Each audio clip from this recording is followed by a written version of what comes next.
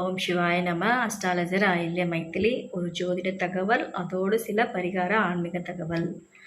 So என்ன விரதம் இருந்தால் நம்மளுடைய மனோசக்தி கூடும், யாரெல்லாம் இருக்கலாம் அப்படின்றத பற்றி ஒரு சின்ன ஹிண்ட்டை தெரிஞ்சுக்கலாம்.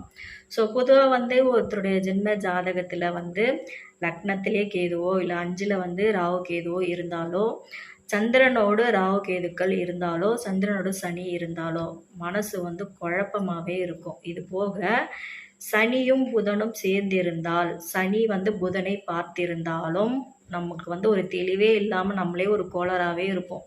ஸோ இப்போ ஒன்று பேசுவோம், கொஞ்ச நேரம் கழிச்சு அடுத்த ஒரு வார்த்தை பேசுவோம். ஸோ இதெல்லாம் பார்த்தீங்க அப்படின்னா, இப்போ நான் சொல்லக்கூடிய இது போன்ற ஒரு அமைப்பில் இருக்கவங்களுக்கு அவங்களுக்கு பார்த்தீங்கன்னா பேச்சே கோளராவாக இருக்கும். ஒரு விஷயத்த ஃபோக்கஸ் பண்ணி பேச மாட்டாங்க. அதாவது என்னன்னா, நிறைய பேர் சொல்லுவாங்க, நீ இப்போதானம்மா இப்படி பேசின, அதுக்குள்ளே உன் பேச்சு டோனே மாறுதே அப்படின்வாங்க இல்லையா? ஸோ இதெல்லாம் இருக்கும். இன்னும் நிறைய பேர் நான் நிறைய விரதம் இருக்கேன், ஆனால் பலனே இல்லையேன்னுவாங்க.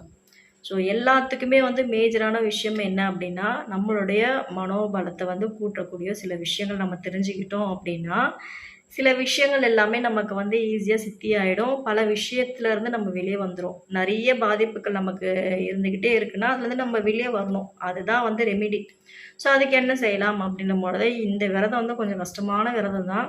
கொஞ்சம் இல்லை, ரொம்ப கஷ்டமான ஒரு விரதம் தான். இந்த ஒரு விரதத்தை மட்டும் நம்ம வாரத்துக்கு ஒரு நாளாவது இருக்கணும். அட்லீஸ்ட் மாதத்துக்கு ஒரு நாளாவது இந்த விரதத்தை நம்ம ஃபாலோ பண்ணிட்டோம் அப்படின்னா நம்மளோட மனோசக்தி மனோபலம் கூடிக்கிட்டே இருக்கும். ட்ரை பண்ணி வேணால் பாருங்கள். அது என்ன விரதம்னா மௌன விரதம்.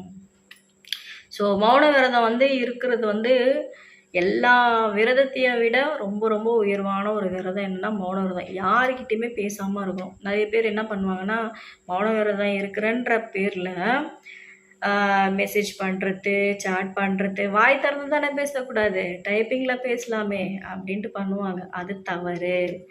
மௌன விரதன்றது நாமளே அடக்கி நம்மளோட மனோசக்தியை கூட்டக்கூடிய ஒரு விரதம். அதாவது என்னென்னா, மேக்சிமம் இறை நாமத்தை மட்டுமே நம்ம உச்சரிக்கக்கூடிய ஒரு விரதம். ஸோ எந்த அளவுக்கு உங்களுக்கு தெரிஞ்ச ஒரு இறை நாமத்தை மட்டுமே நீங்கள் உச்சரிக்கணும். வாய் திறந்து பேசாமல் இருப்பது மிக மிக சிறந்தது. ஒரு குறிப்பிட்ட டைம் வச்சுக்கோங்க, 6 to 6. ஸோ 6 to 6 யாருக்கிட்டையுமே பேசாமல் அன்றைய நாள் ஃபுல்லாக உங்களை நீங்களே செல்ஃப் கண்ட்ரோல் பண்ணி உங்களோட மனோசக்தியை கூட்டி பாருங்கள். உங்களை சுற்றி இருக்கக்கூடிய பல பிரச்சனைகள் காணாமலே போயிடும். ஸோ இது எல்லாமே ப்ராக்டிஸ் பண்ணால் மட்டும்தான் சாத்தியப்படும். ஸோ மௌன விரதம் இருக்குதுன்றது சாதாரண விஷயம் கிடையாது. அப்போ தான் நமக்கான ஒரு சில டாஸ்கே வரும். ஸோ அது எல்லாமே நம்ம எதிர்கொள்ள தயாராக இருக்க வேண்டும். உண்மையிலே இருக்கிற எல்லா விரதத்துலேயும்